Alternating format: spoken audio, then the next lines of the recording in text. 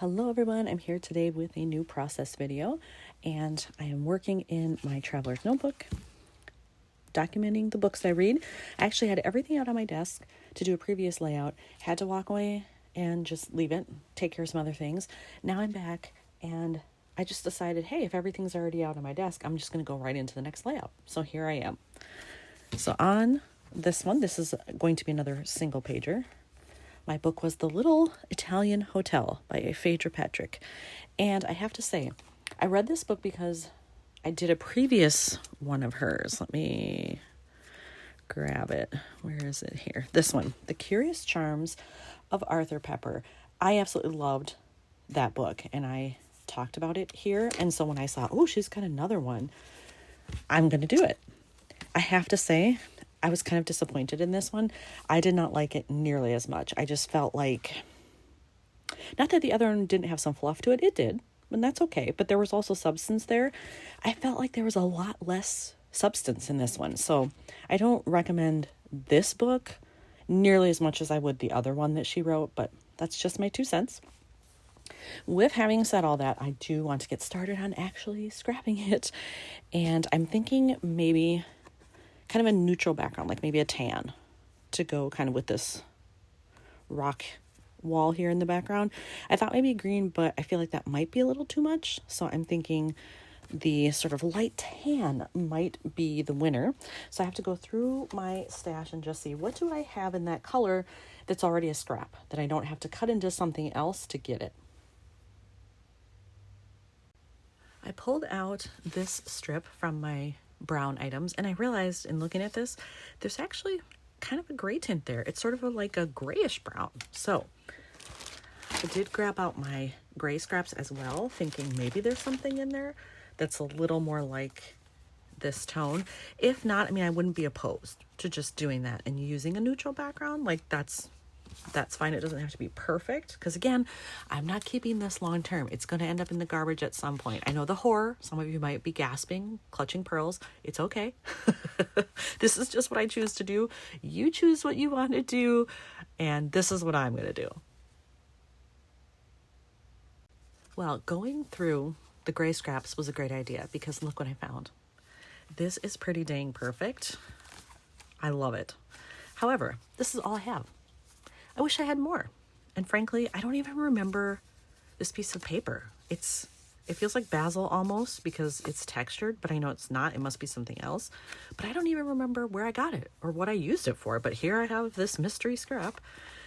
But I feel like that's not enough in the background. So what I might do is actually go into my yellow and green scraps as well, or maybe even the pink. Look at this fuchsia here.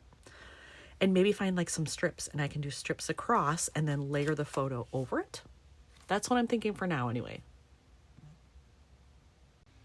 In my bag of pink scraps, I found these. Again, this was clearly from some kit I probably had, because these are exactly the same. Cut at 4x6. I don't remember these either. I don't remember why I had them. So they've probably been in there a very long time, but it works for this, because I think what I'm going to do is cut a thin strip that will go next to this. Slightly different height and everything and width, but it's just enough pink to kind of bring these out, I think. So let's do that actually. So maybe I'll leave the whole thing, because that will make it a little bit longer lengthwise. I'll leave it as is, but then I need to cut a narrower strip. I don't want them to all be the same width. Maybe a little less even. There we go. Make sure that's straight. And let's see how that looks. I just put them next to each other like that. I like it. I like the color. So now I do need that yellow, I think. And then I'm probably going to make that one. Ooh, should I do a green and a yellow? And then I get all of those colors, because this is sticking out on the left side. I almost feel like I should do that on the right side as well. I'll have to think about that. But I'm going to get rid of the pink here, and I already have my yellow out, so I can look for my yellow piece next, and I'll just see what I find. So in my yellow bag of scraps here, I found this, and I like the width of it, but it's exactly the same size as the pink lengthwise, so I'm going to have to cut some of that, which is totally fine. So I'm just going to make it a little bit shorter. I'm not even going to measure. I'm just going to eyeball. There we go. And then now I'm thinking maybe I'll go edge to edge and find a green piece that will fit in there. Let's see how that looks so far. Might actually cut this one a little smaller too, but for now, come on.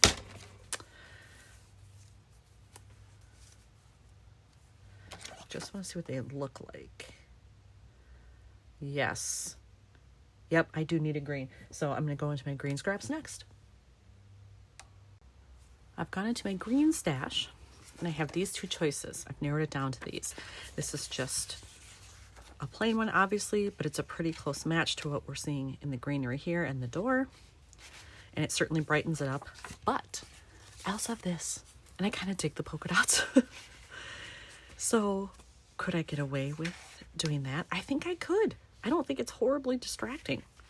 And I feel like it adds a little pizzazz. So you know what? Forget it. I'm not using the plain one. That's boring. I'm going to use the polka dot one. So I just have to figure out how to trim it down both width-wise and lengthwise to kind of make it asymmetrical with this, but it still looks good. All right, I've cut down my last pieces, and I messed around with the arrangement, and I think I want to go with something like this, and I may cut this grayish brown piece down a little bit more so that it doesn't go exactly into the crease, because when I do that, I know from experience it's always harder to close these, so I don't want to do that. So I think I need to cut this down just maybe like even just 1/8 of an inch, make it a little narrower, and then I'll be good to go. But this is the placement that I like. There we have it. I have everything adhered to the page now, and I purposely left some space here in the hopes that I can overlap something. So I still have all of my pieces of ephemera out here. I could do some stamping if I wanted. I have phrase stickers. I have other stickers like these and these. Come on. And these. So amongst all of this stuff, hopefully I can find something that matches and that fits the mood that I want here. I decided to do my journaling here so I could at least get that done. And then I think I'm going to use some items from this sticker sheet. I think this yellow flower, since I've got a lot of yellow happening there, I'm thinking like down here to bring some of that from the top more to the bottom. And then I'm not sure about the rest. I could also maybe work in the pink if I wanted, but it's pretty big. Or maybe this one I could get away with, like up at the top. We'll see. But I'm going to start with this since I know I want to use it. Could I just, yeah, I could overlap that lower corner. There we go. And then if I did this one, where would I put it? Probably they should be opposite, huh? So maybe up here to fill the empty space. Even? Yeah, I think so. Do I even need anything else? I feel like this is kind of blank, but maybe that's okay. I don't want to overdo it. So actually, you know what? No, looking at it, I think this one is fine. Since I didn't love the book and thought it was just so-so, I don't need to pour a lot into it. So here's another one finished for my books. Thanks for watching.